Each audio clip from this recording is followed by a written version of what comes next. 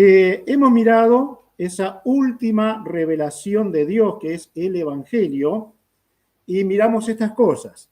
El Evangelio es único, no hay otro, no hay posibilidades de la salvación a través de hechos condenados. Dice Pablo en Gálatas, es que no hay otro Evangelio, es único. El Evangelio revela al Hijo de Dios por gracia. Esto tenemos que tenerlo muy clarito, muy en cuenta. La gracia de Dios permitió que conociéramos a Jesús. No hay nada excepto la gracia, ¿sí? Si alguien tiene este cachito de decir, Dios me miró porque tengo este cachito de bueno, se va al infierno. Tranquilo nomás, ¿sí? El Evangelio libera de obras religiosas que esclavizan. La religión esclaviza. La religión esclaviza, hace esclava a las personas. Porque el religioso busca trabajar su salvación cuando Dios la da como un regalo. Es gracia de Dios. El Evangelio no hace acepción de personas, ¿sí? Por lo tanto, cuando nosotros miramos aquí mismo donde estamos, quiénes somos, cómo somos, qué color de piel tenemos, ya estamos viendo que no hay excepción de personas. Por lo tanto, esto es, y en el contexto de este pasaje que hemos mirado en Gálatas, tiene que ver con esos instrumentos que Dios ha usado para traer el Evangelio. El Evangelio justifica. Recién hablamos con Richard y con su suegro, y la idea de un pastor, ¿dijiste? De un pastor que decía que el cristiano no peca más, ¿no? Mamma mía, me encantaría ser así. Me encantaría que fuera realidad. Pero si yo creyera eso, todavía tengo que mirar mi vida. Y no puedo mirar otra cosa de que sigo siendo pecador. Gracias a Dios que Dios da la posibilidad del arrepentimiento y del perdón. Así que vamos a mirar algunas cosas más hoy, en la gracia de Dios. La última revelación de Dios, el Evangelio, la segunda parte, esperemos pasar bastante rápido por el libro de Gálatas para cubrir el tiempo necesario. Vamos a orar y vamos a pedir a Dios su bendición. Padre, gracias por la sangre de Cristo que limpia nuestros pecados. Te adoramos a ti, te damos gracias que no solamente lo miramos en la Biblia, que es nuestra fuente de fe, entendiendo que sí, lamentablemente somos pecadores, pero gracias por el abogado que tenemos, que es el Señor Jesucristo. Gracias porque, el mismo Señor dice, la palabra dice, ¿quién acusará a los escogidos de Dios? Y dice, Dios es el que justifica. Así que gracias por el perdón de Dios, gracias por el perdón día a día dispuesto para tu pueblo que tú amas. Al mirar el Evangelio, una vez más, queremos con todo entendimiento poder aceptar y recibir que el Evangelio provee todo lo que nuestras almas y nuestras vidas necesitan. Así que, Padre, también hoy sea un día de mucha edificación y también de salvación, si tú lo quieres. Oramos en el nombre del Señor Jesús. Amén. El Evangelio hace efectiva la vida de Cristo en mí. Vamos a Gálatas. Allí estamos mirando. Gálatas.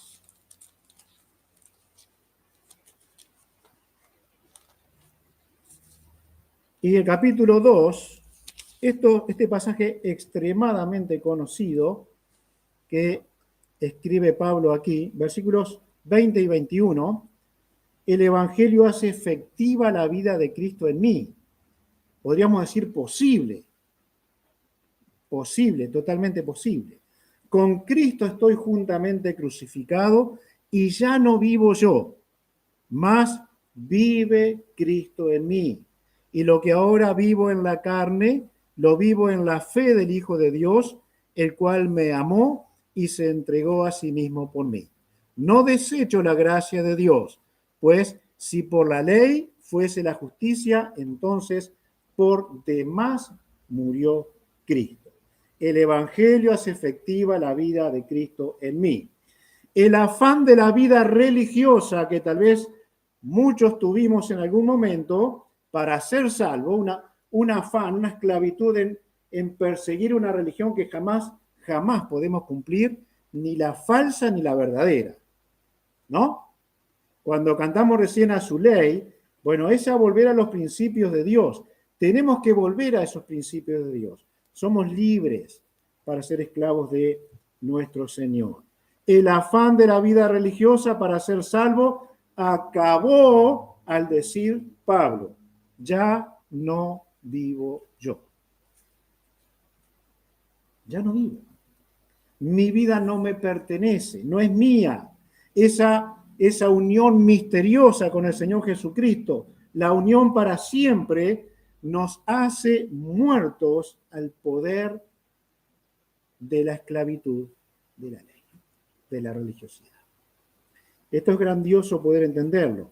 Saber que no tengo que hacer nada para ser salvo. Salvo por gracia. Ahora Cristo vive en mí. Cristo vive en mí. Es mío, me pertenece. El versículo 19. Porque por la ley soy muerto para la ley a fin de vivir para Dios. ¿Cómo nos salva? ¿Para qué nos salva? La ley nos guió a Cristo, gracias a Dios. No es que fuera mala, mostraba lo malo que somos nosotros. Pero al conocer la verdad de Cristo, hemos sido salvos para vivir para Dios. Vivir para Dios. Entonces nos podemos preguntar, ¿para quién estoy viviendo? Porque Pablo dice, yo ya no vivo. Ya no vivo. Cristo vive en mí. El versículo 20 que hemos leído. Cristo vive en mí.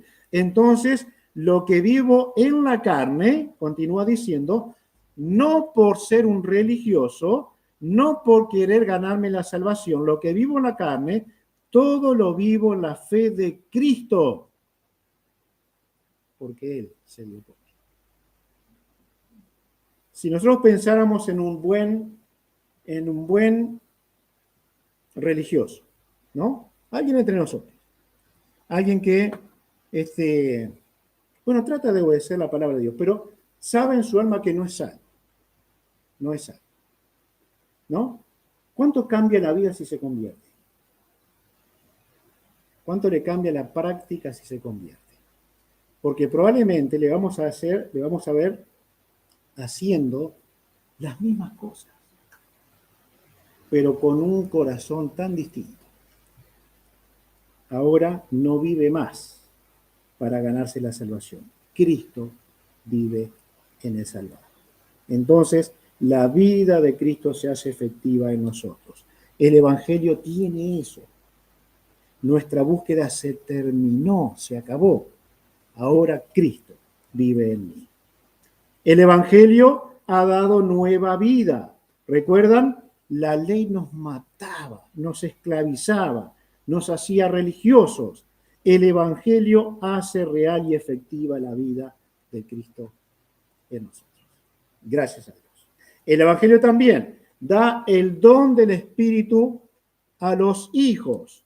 En el capítulo 3, versículo 5, versículo 2 y versículo 5, Gálatas 3,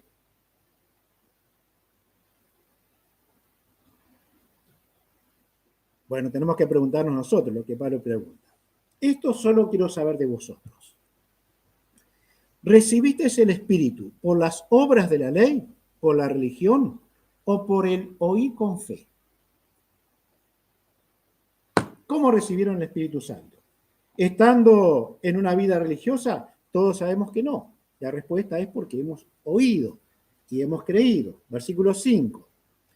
Aquel pues que os suministra el Espíritu y hace maravillas entre vosotros, los hace por las obras de la ley, Antiguo Testamento, religión, o por el oír con fe. La pregunta es obvia. Si el Espíritu Santo ha trabajado en nosotros, si Él ha hecho una obra que necesitamos diariamente y la hace, entonces no es por la religión. Es porque hemos creído en Cristo, es porque somos salvos. Es porque tenemos el Espíritu Santo en nosotros. 4:6. Y por cuanto sois hijos, Dios envió a vuestros corazones el Espíritu de su Hijo, el cual clama, Abba, Padre. le envió, lo dio para que la gracia de Dios, en la gracia de Dios, el Espíritu trabajara en cada uno de nosotros. Entonces nos preguntamos, ¿ganamos algo o ha sido solo que hemos creído? Usted tiene la respuesta, la palabra la tiene. ¿Se dan cuenta lo necios que son dejar lo que ha sido dado, la guía del Espíritu de Dios, para seguir en aquello que parece que podemos ganar religiosamente? ¿No es mejor conducirnos y vivir en ese Espíritu de Dios que Él nos ha dado? Dice el versículo 5, aquel pues que os suministra el Espíritu.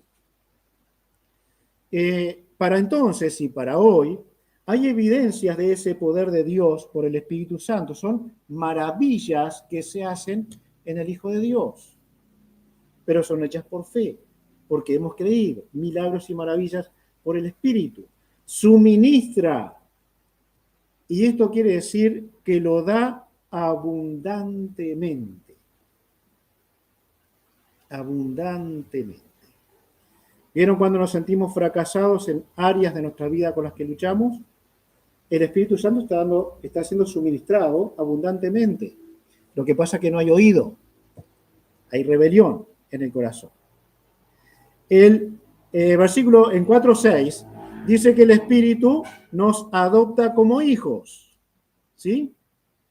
Por él clamamos Abba Padre, dice así, Abba Padre. Literalmente sería papá o papito. Hay una relación tan estrecha con Dios, a nuestro uso sería padre. Pero no faltaba el respeto, el griego antiguo, porque si no estaría escrito acá. La forma de dirigirse a Dios era una forma muy cariñosa del Hijo, de aquel que había sido salvado. Así que sabemos que somos hijos. Dice la palabra de Dios que el Espíritu Santo intercede por nosotros. Dice la palabra que el Espíritu Santo nos ha sellado para siempre. Y a pesar de nosotros, seguimos siendo hijos. Nos ha adoptado como hijos. ¿Sí? Por eso es que clamamos Abba Padre. Por lo tanto, hay un milagro incomparable en la obra del Espíritu Santo en nosotros.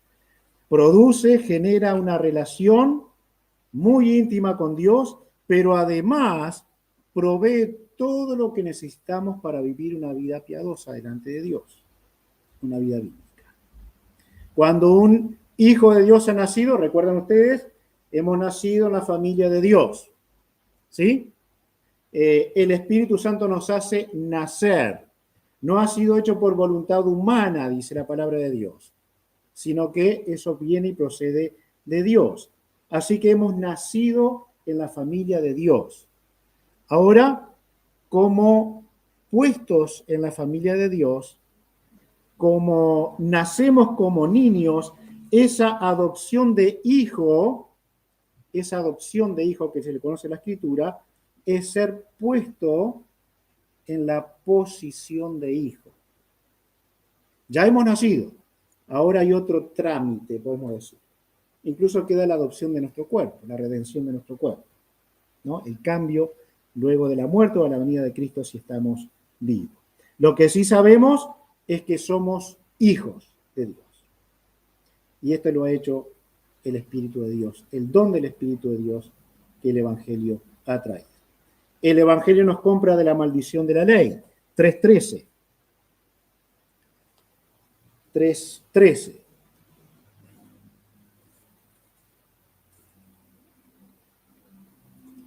Cristo nos redimió de la maldición de la ley, hecho por nosotros maldición, porque está escrito: maldito todo el que es colgado en un madero. Recuerdan que hemos mencionado esto. Cualquiera que pasara frente a la cruz de Cristo veía a un maldito. Y dice acá, Él fue hecho maldición por nosotros. ¿Quiénes eran los malditos? ¿Era Jesús? éramos nosotros. Así que Él toma nuestra maldición, toma nuestro lugar, nos compra de la maldición por la fe para ser hechos hijos de Dios. En el capítulo 4, versículos 4 y 5, pero cuando vino el cumplimiento del tiempo, Dios envió a su Hijo nacido de mujer y nacido bajo la ley, para que redimiese, comprase a los que estaban bajo la ley, a fin de que recibiésemos la adopción de hijos. Pero fue hecho maldición, fue maltratado, fue visto como el culpable, aunque por supuesto no tenía culpa. Pero él, en la voluntad del Padre, en esa relación íntima de la Trinidad, decidieron que el Hijo iba a adoptar un cuerpo, vivir entre los hombres y un día cargar la maldición de aquellos que creerían en él. Es un gran milagro. Esto es el Evangelio, sacándonos, comprándonos de esa eterna maldición de la que Cristo nos libró. El Evangelio nos reviste de Cristo. Capítulo 3, 25 al 27. El Evangelio nos reviste de Cristo. Leemos entonces 25. Pero venida de la fe, ya no estamos bajo ayo. Ayo era un maestro que criaba al niño de la familia. ¿Sí? Lo preparaba para su mayoría. Lo que hizo la ley, el Antiguo Testamento, es preparar ese ayo que nos fue enseñando la humanidad hasta llegar a Cristo. Nos llevó a Cristo. Versículo 24 es muy claro. Pues todos sois hijos de Dios por la fe en Cristo Jesús, porque todos los que habéis sido bautizados en Cristo, de Cristo estáis revestidos. ¿Recuerdan cómo llamaron ahora no recuerdo dónde, así que no voy a poder hacer la pregunta? Bueno, la puedo hacer de esta manera, para hacer un sorteito. ¿Dónde llamaron por primera vez cristianos a los discípulos? ¿Se acuerdan? Libro de los Hechos. ¿Antioquía fue? Muy bien. Tenés un auto rojo ahí afuera. Muy bien. Si allí fue donde lo llamaron, cristianos por primera vez, ¿qué pasaba con esa gente? ¿Por qué les llamó cristianos? ¿Cuál era la razón? El significado de esta palabra es pequeños cristos.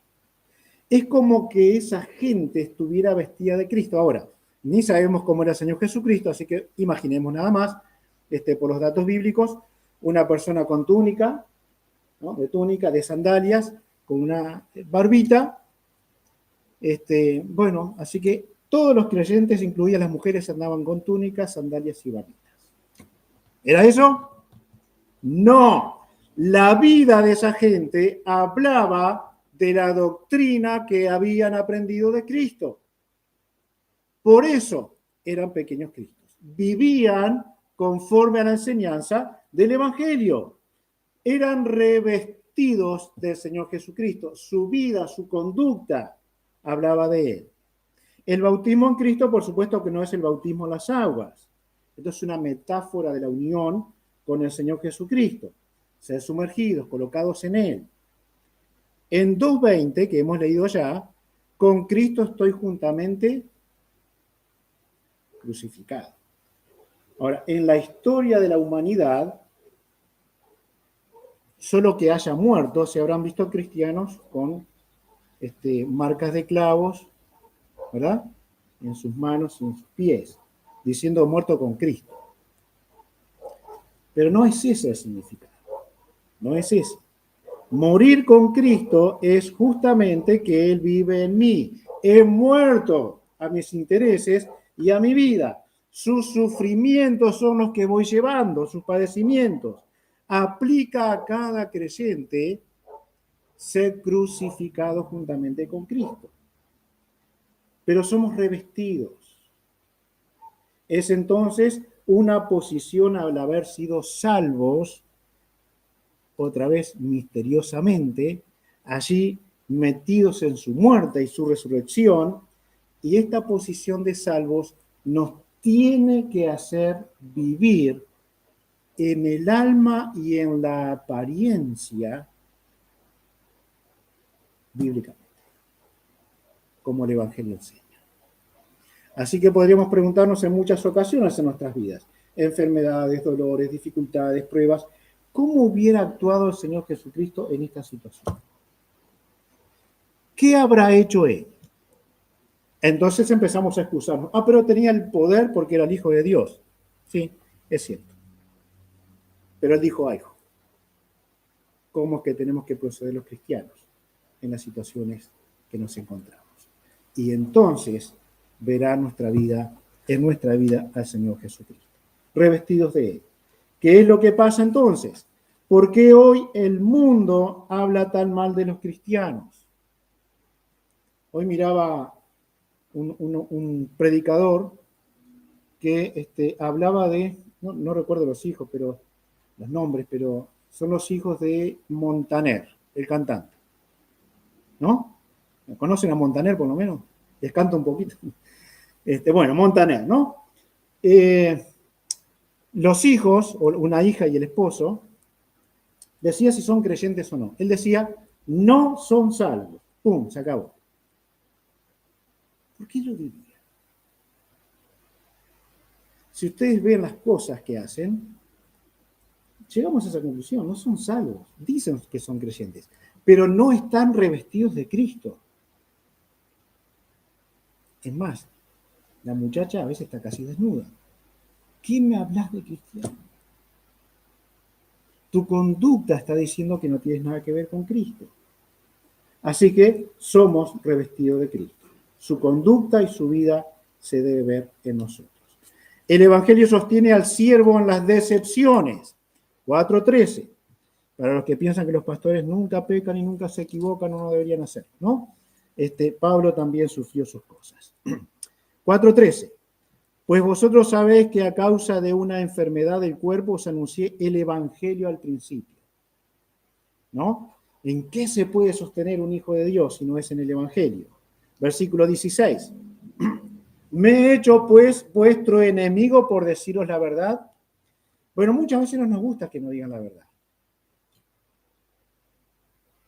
Rechazamos la verdad. 19 y 20. Hijitos míos, por quienes vuelvo a sufrir dolores de parto hasta que Cristo sea formado en vosotros. Quisiera estar con vosotros ahora mismo y cambiar de tono, pues estoy perplejo en cuanto a vosotros. El anuncio del Evangelio que Pablo les trajo dice que ellos hubieran, si hubieran podido, sacado sus ojos y lo hubieran puesto a Pablo. Problema a la vista tal vez tenía. Pero Pablo termina diciendo que sufre todavía dolores de parto. Estuve en el nacimiento de mi hijo. No se imaginan lo que sufrí. Mi esposa sufrió. Pobre gurisita, le echamos la culpa a ella. Ahora, por lo menos lo que las damas cuentan, los dolores de parto, son muy bravos, ¿no? Es complicado. Algunos varones que entran, ¡paf! Se desmayan. Yo fui valiente. Ahora imaginen ustedes Pablo, para tomar la aplicación. Llevó el Evangelio, lo llevó con dolores de parto. Pero la gente se rebeló tanto contra la verdad del Evangelio que volvió a tener dolores de parto. Ah, brava esa, ¿no? ¿En qué podía consolarse Pablo? ¿En qué podía sostenerse? En el Evangelio que él había predicado. ¿No? Versículo 20, quisiera estar con vosotros ahora mismo y cambiar el tono. ¿Quién sabe cómo Pablo estaría con estos hermanos, no? Estaba contra los falsos, pero bien enojado. Pero contra la iglesia que prestaba oído también. Así que él hubiera querido cambiar el tono. ¿Mm? El Evangelio sostiene al siervo en las decepciones. Bueno, recordemos la iglesia de Éfeso, allí probablemente fue Timoteo pastor en aquella iglesia. ¿Se acuerdan? ¿Cómo encontramos la iglesia de Éfeso en el Apocalipsis? ¿Se acuerdan? Has perdido tu primer amor. Pero Timoteo fue pastor. ¿Qué fracaso de Timoteo? Bueno, ¿Pablo fracasó con la iglesia de Galacia? No, fue fiel. Fue fiel, les decía la verdad. Se había ganado enemigos por decir la verdad. Timoteo también probablemente dijo muchas verdades, por supuesto, a la iglesia de Éfeso, pero terminaron donde terminaron, porque no fueron obedientes. Esto no quiere decir que siempre la iglesia tiene la culpa. A veces los pastores tenemos la culpa también de deshacer una iglesia. Así que el Evangelio sostiene a sus siervos, sostiene a sus hijos. Si nosotros en nuestra mente, tenemos la gana verdadera de que el Evangelio corra a través de nosotros, mire, el consuelo que vamos a tener y el sostén de Dios que vamos a tener va a ser tremendo. Pero a veces ni mostramos y a veces ni hablamos de este precioso Evangelio. El Evangelio, por supuesto, tomado de esta manera, la iglesia de Galacia estaba descuidando, produce juicio, capítulo 5, 7 y 8. Bueno, Pablo les dice la verdad otra vez, ¿no? Vosotros corríais bien. ¿Quién os estorbó para no obedecer a la verdad? Esta persuasión no procede de aquel que os llama. Cuidado, mucho cuidado. Si alguien dice, el cristiano no peca más, no es tan difícil comprobar que el cristiano sigue pecando, ¿no? Solamente mirémonos un espejo, ratito nomás, el espejo de la palabra. Veamos que es así. Ahora, habían sido tan sutiles los religiosos que habían convencido a la iglesia de que el evangelio era importante, pero también tenías que ganarte la salvación. Terrible, terrible. Así que cuidado, porque no es esto, diría Pablo, lo que os he predicado. Asimismo, versículo 10, yo confío respecto de vosotros en el Señor, que no pensaréis de otro modo, mas el que os perturba llevará la sentencia, quien quiera que sea. Versículo 13. Porque vosotros, hermanos, a libertad fuisteis llamados, solamente que no uséis la libertad como ocasión para la carne, sino servíos por amor los unos a los otros. Así que, personas que llevaron un falso evangelio, lo escucharon. ¿Qué puede pasar con una iglesia así? Si tenemos problemas cuando tratamos de predicar bien la escritura y creer bien, fíjese qué puede pasar en una iglesia que no predica sana doctrina. Así que lo que Pablo dice, hay juicio. Cuidado porque hay juicio. Versículo 12. Ojalá se mutilasen los que os perturban. Esto hablaba de la circuncisión. Literalmente, creo que ya lo hemos dicho, ojalá se corten los genitales los que tratan de circuncidarlos. Esos que tratan de meterlos en una religión, ojalá se corten los genitales. Es duro, ¿no? Pero es la fuerza del juicio